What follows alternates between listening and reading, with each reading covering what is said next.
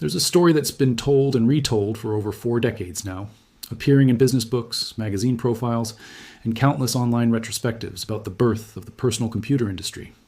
The story goes like this. In 1980, IBM needed an operating system for its new personal computer. They went first to the obvious choice, a company called Digital Research, run by a programmer named Gary Kildall, whose CP/M operating system was already running on thousands of machines.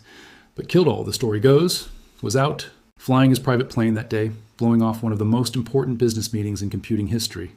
His wife Dorothy, left to handle IBM alone, refused to sign their non-disclosure agreement.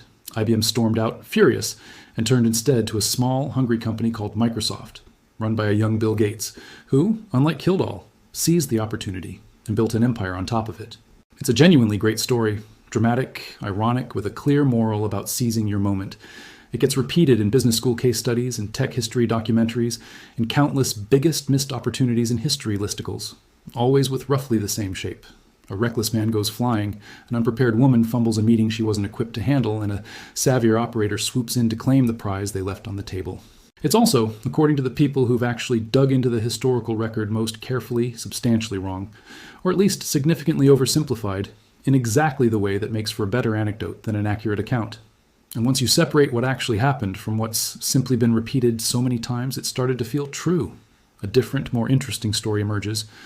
One where Dorothy Kildall isn't a footnote or a plot device in someone else's origin story, but a genuine co-founder of a real company, making a real defensible business decision that just happened to end up on the losing side of one of the most consequential deals in the history of computing. Let's start with who Dorothy Kildall actually was, because most retellings of this story treat her as barely more than a name, his wife, rather than the person she actually was professionally. Dorothy McEwen married Gary Kildall, her high school sweetheart, and the two of them co-founded Digital Research together. This wasn't a case of a programmer's spouse getting pulled into an unfamiliar business meeting she had no context for. Dorothy managed Digital Research's marketing and day-to-day business operations directly. She was, by any reasonable definition, a co-founder and genuine executive of the company, not merely someone answering the door when important visitors showed up unannounced. Understanding that distinction matters enormously to how you should actually read what happened next. It's worth being specific about the scale of what Dorothy was actually managing, since day-to-day business operations can sound smaller and less significant than it actually was. Digital Research, under her operational leadership, was generating somewhere in the range of $4.5 to $5.4 million annually by 1980, a genuinely substantial business for the microcomputer era, built on licensing. CP/M to a rapidly growing ecosystem of hardware manufacturers, running the marketing and operational side of a company generating that kind of revenue. In an industry this new and this fast-moving required real business judgment and real executive competence, not the kind of role that gets adequately captured by simply describing someone as his wife, a framing that's done more than almost anything else to obscure her actual professional standing in this story. Now, let's get into the actual meeting itself, because this is exactly where the popular version of the story and the more carefully researched version start to diverge. IBM, working on what it internally called Project Chess, the code name for its personal computer initiative, first approached Bill Gates and Microsoft, since Microsoft had already built a reputation adapting the basic programming language for a range of early computer manufacturers. But IBM needed an actual operating system too, and at the time, Microsoft didn't have one to offer. Gates, to his credit, was straightforward about this and specifically pointed IBM toward Digital Research, since Kildall's CP/M was, at that point, genuinely the dominant operating system in the microcomputer world, already running on an estimated 3,000 different hardware models and generating somewhere around $4.5 to $5.4 million a year in revenue, a figure that dwarfed Microsoft's own revenue at the time, which sat closer to $1 million annually. This wasn't remotely a case of Kildall being some obscure alternative Gates reluctantly mentioned. Digital Research was, by every reasonable measure available at the time, the actual market leader Microsoft itself deferred to. Gates arranged the introduction, and IBM's team flew out to meet with Digital Research the following day. Here's where the popular legend inserts its most famous, most repeated detail, that Kildall himself skipped the meeting entirely to go flying in his private plane, leaving his unprepared wife to fumble her way through one of the most consequential business meetings in tech history. That specific detail, Kildall blowing off IBM for a joyride, has been repeated in enough books, articles, and documentaries that it's become something close to received wisdom. It's also, according to a dedicated effort to trace the actual historical record, essentially a myth, The Computer History Museum's own biographical materials on Kildall explicitly describe this exact version of events as a technology industry urban legend and state plainly that the story is untrue. It's worth pausing on how a demonstrably inaccurate detail managed to become the single most repeated element of this entire story, since that's genuinely instructive about how historical narratives calcify over time. The flying his plane detail is vivid, visual, and morally legible in a way the actual, more complicated business dispute simply isn't. It gives audiences a clear, satisfying villain to blame for a missed opportunity, rather than a nuanced disagreement over royalty structures and contractual obligations that requires real context to actually understand. Once that vivid, simplified version made its way into enough books and articles, each subsequent retelling simply repeated what the previous one had said, rarely tracing the claim back to its actual original sourcing. Even Peter Norton, a figure whose own writing on computing history was generally well regarded for being grounded in fact rather than speculation, repeated this same version in his own published work, which speaks to just how thoroughly the myth had already taken hold by the time even careful, fact-oriented writers were covering it. So what actually happened, according to the more carefully sourced accounts, including Kildall's own explanation, given multiple times over the years, though frequently ignored in favor of the more dramatic version? According to Kildall himself, he wasn't off on some casual, irresponsible joyride. He'd been out flying to personally deliver software to an important existing client, a genuine, ordinary part of running digital research's business, not a frivolous distraction from it. By his account, he signed the NDA promptly once he actually arrived, and the two sides met and negotiated for the rest of the day. In this telling, Kildall and Dorothy were even planning to fly out afterward for his wife's birthday, and Kildall specifically changed their flight arrangements so they'd be on the same plane back as the departing IBM team, hardly the behavior of someone dismissively blowing off a deal he didn't take seriously. If that's the case, then what actually went wrong? The more carefully documented accounts point toward something considerably less cinematic than a missed meeting, but arguably more historically significant. A straightforward, substantive business disagreement over the actual terms of the deal. IBM, according to Jack Sams, the IBM executive directly involved in these negotiations, wanted to purchase the rights to CP/M outright for a flat, one-time fee. Some accounts specifically cite a figure around $200,000 for that proposed buyout. Kildall and Digital Research, by contrast, wanted to license CP/M on an ongoing royalty basis, a per-unit fee for every machine that shipped with it, rather than a single upfront payment, regardless of how successful the resulting product eventually became. There's a specific, often overlooked technical and contractual detail that made this disagreement even harder to resolve than a simple difference in negotiating preference. Digital Research had already signed what's called a Most Favored Nation agreement with several of its existing founding customers, a contractual promise that Digital Research couldn't offer more favorable licensing terms to any new customer without extending those same favorable terms to those earlier customers as well. That single contractual obligation meant Kildall genuinely couldn't simply agree to whatever flat fee arrangement IBM was proposing, even if he'd personally wanted to, without potentially triggering an obligation to extend that same discounted arrangement to every other company already licensing CP/M. A real structural business constraint, not simply stubbornness or poor judgment on Kildall's part. There's also a separate, purely technical obstacle worth understanding, since it complicates the story even further. IBM's specific timeline requirements reportedly called for a 16-bit version of the operating system, while Digital Research's existing CP/M product was still built around 8-bit architecture. According to Sam's own later account, IBM simply couldn't get Kildall to commit to spending the money and time required to develop that updated 16-bit version within the extremely tight schedule IBM was demanding.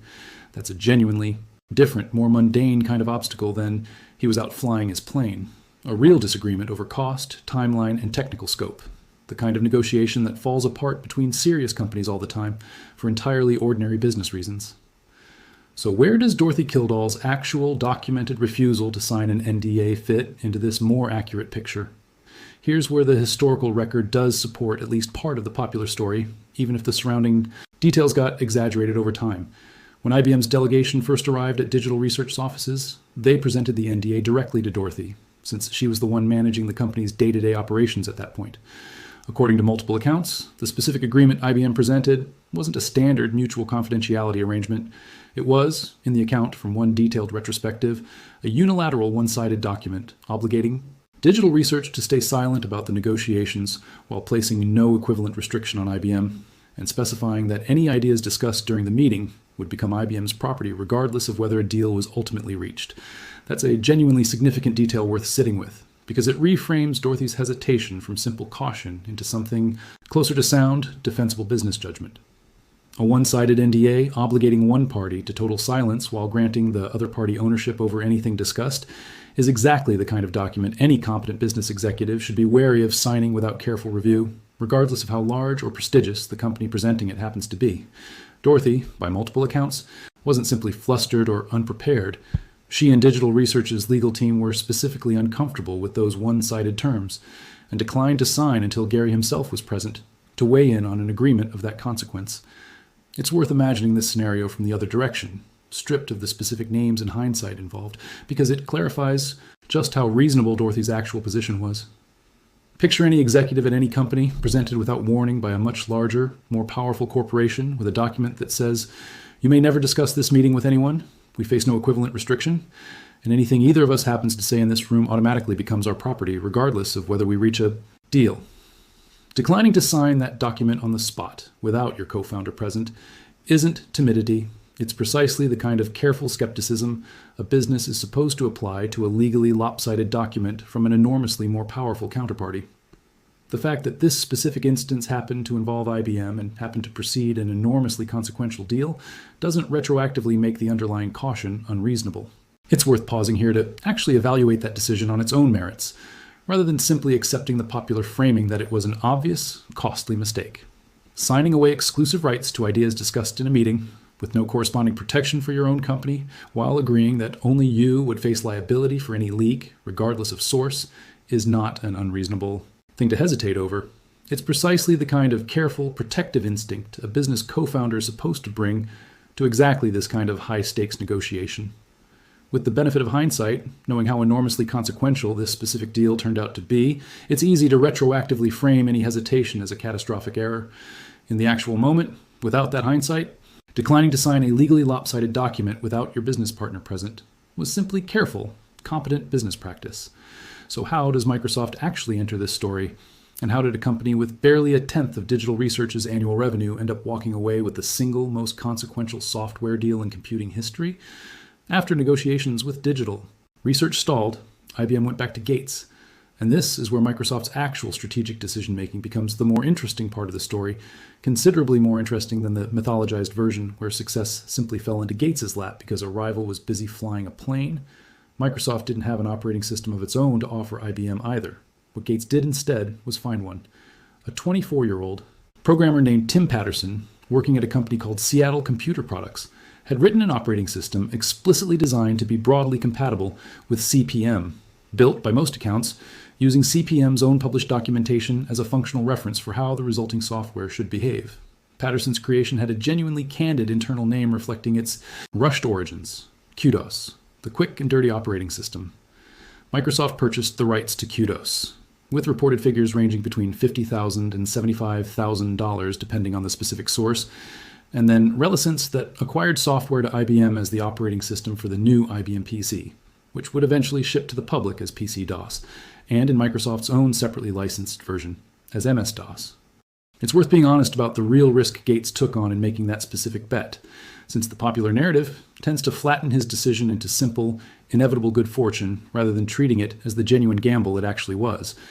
Gates was betting on three separate, uncertain things happening simultaneously: that a hastily written operating system could actually be finished, and made reliable enough for IBM's tight deadline that Kildall wouldn't pursue legal action over what was, by most technical accounts, an operating system built quite closely around CP/M's own documented behavior, and that IBM itself wouldn't get cold feet and cancel the entire PC project before any of this could play out.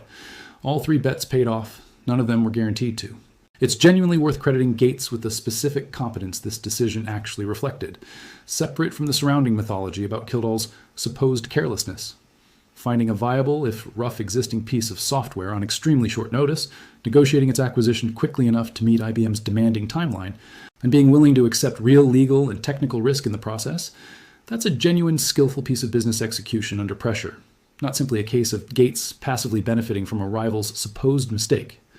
The popular version of this story, ironically, undersells Gates' own actual contribution just as much as it oversells Kildall's supposed failure, both distortions. Serve the same simplified, dramatic narrative at the expense of a more accurate account of what both men actually did. There's also a specific irony worth naming directly, since it connects this story to the broader themes this channel regularly returns to around software licensing and intellectual property. Kildall reportedly did consider legal action once he saw how closely QDOS mirrored CP/M's functional behavior, but ultimately negotiated a separate, smaller settlement with IBM instead of pursuing a full lawsuit against Microsoft directly, given how genuinely unclear the legal boundaries around software copyright and functional similarity actually were in 1980, well before decades of subsequent case law around code interoperability, clean room implementation, and API copyrightability had been established. Pursuing that kind of lawsuit at the time carried real, substantial uncertainty of its own, not a guaranteed victory simply because the underlying similarity was so apparent to Kildall himself. Now, let's get to the actual lasting business consequence of all of this, because it's the part of the story that genuinely earned this entire chain of events its place in computing history. Microsoft's licensing arrangement with IBM was structured in a way that, at the time, looked considerably less impressive than Digital Research's original position as the established market leader. But the specific terms turned out to matter enormously. Microsoft retained the right to license its DOS operating system to other computer manufacturers as well, not just to IBM exclusively. As IBM-compatible PCs from other manufacturers proliferated rapidly throughout the 1980s, that licensing structure meant Microsoft collected a small fee on an enormous and rapidly growing number of machines being sold industry-wide, not just IBM's own PCs, but the entire ecosystem of compatible machines that grew up around IBM's original design. That single structural decision, retaining broad licensing rights rather than selling exclusively to one company, is arguably the single most consequential business decision underlying Microsoft's eventual dominance of the entire personal computer operating system market for the following 2 decades. It's worth appreciating just how counterintuitive that outcome would have looked to anyone observing this deal in real time back in 1980. IBM was, by an enormous margin, the more powerful, more prestigious party in this negotiation, the kind of company whose endorsement alone could make or break a smaller software vendor's entire business. Microsoft's own paltry sum for licensing DOS to IBM directly reflected that power imbalance. Gates had comparatively little leverage in that specific negotiation and accepted correspondingly modest direct terms from IBM itself. The real value wasn't in what IBM paid Microsoft directly. It was in the broader licensing rights Microsoft retained for itself, rights that turned out to be worth vastly more than anything IBM was willing to pay up front, once the broader IBM-compatible PC market exploded in size over the following several years, in ways nobody at that original negotiating table could have confidently predicted. Digital Research, by contrast, never fully recovered the market position it had held before this specific deal fell apart. Kildall continued developing and improving CP/M and its later variants for years afterward, and Digital Research remained a real competing company for a meaningful stretch of the 1980s, but it never regained the dominant market position it held before this specific IBM negotiation, and the operating system market it had once led ended up defined for the next 2 decades by Microsoft's DOS and its eventual successor, Windows, instead. So let's actually address the central premise of this story directly, and the specific title we're working from. Did Dorothy Kildall's refusal to sign that NDA genuinely accidentally create Microsoft's eventual monopoly? Held with the appropriate nuance this story actually deserves, the honest answer is partially, but the more complete picture involves considerably more than one decision on one afternoon. Dorothy's refusal to sign a legally lopsided agreement without her business partner present was a real, documented moment in this sequence of events, but it sat alongside a genuine, substantive commercial disagreement over royalty structure versus flat fee licensing, a real contractual constraint from Digital Research's existing customer agreements, and a real technical timeline mismatch between what IBM needed and what Digital Research's existing product could deliver on schedule. Reducing this entire, genuinely complicated sequence of events down to Gary went flying, his wife panicked, Microsoft got lucky, does a real disservice to the actual complexity of what happened, and more specifically, does a real disservice to Dorothy Kildall herself, whose actual judgment in that moment holds up considerably better under real scrutiny than the popular legend gives her credit for. There's a broader lesson here too, worth naming directly, about how easily a complicated, multi-causal business story gets flattened into a single, simple, morally satisfying anecdote, once enough retellings have worn away its actual texture. The real story of how Microsoft ended up with the deal that made it the dominant force in personal computing involves genuine strategic risk taking from Gates, a real and defensible business dispute over licensing terms, a real contractual obligation constraining Kildall's options, and a real careful business judgment from Dorothy about a legally lopsided document. That's a more accurate story. It's also, once you actually sit with it, a considerably more interesting one than the version where a woman simply panicked and a man went flying. Because it's a story about how genuinely reasonable decisions made by competent people under real business constraints can still end up on the losing side of history, for reasons that have nothing to do with recklessness or incompetence at all. It's worth closing on a note of genuine respect for Dorothy Kildall specifically, since she's rarely given much space in her own right within a story that's overwhelmingly been told as Gates versus Kildall, with Dorothy reduced to a supporting, almost incidental role. She co-founded a real company, ran its daily business operations for years, and made a defensible, careful business judgment under real pressure and real time constraints, sourced from real legal concerns about a genuinely one-sided contract. Dorothy passed away in 2005 from brain cancer, having spent decades watching a simplified, not fully accurate version of that one. Afternoon in 1980 became one of the most repeated legends in the entire history of computing. It's a genuinely striking thing to consider. A woman who co-built a real, successful company and who made one careful, defensible business decision under real pressure, spent the last decades of her life watching that specific decision get retold over and over in a version that stripped away her actual competence and replaced it with a caricature of feminine unpreparedness, a framing that says considerably more about which kinds of stories tend to get simplified and in which direction than it says about anything Dorothy Kildall actually did that day. I want to know if this is a version of the story you'd already heard, or whether the Kildall was out flying his plane version was the one you grew up with, the way most retellings still tell it. Does knowing the more carefully documented account, the actual royalty dispute, the genuinely one-sided NDA, Dorothy's real role as a co-founder rather, than an unprepared bystander, change how you think about this specific moment in computing history? Tell me in the comments, because I think this is exactly the kind of story where the popular, simplified version has crowded out a more accurate and honestly more interesting account for decades, and it's worth actually setting the record straight. If you want more grounded coverage of the real history behind the operating systems and companies that shaped the industry we all still use today, on the accurate version, not just the version that makes for the best anecdote, subscribe, hit the bell so you don't miss the next one, and I'll see you in the next video.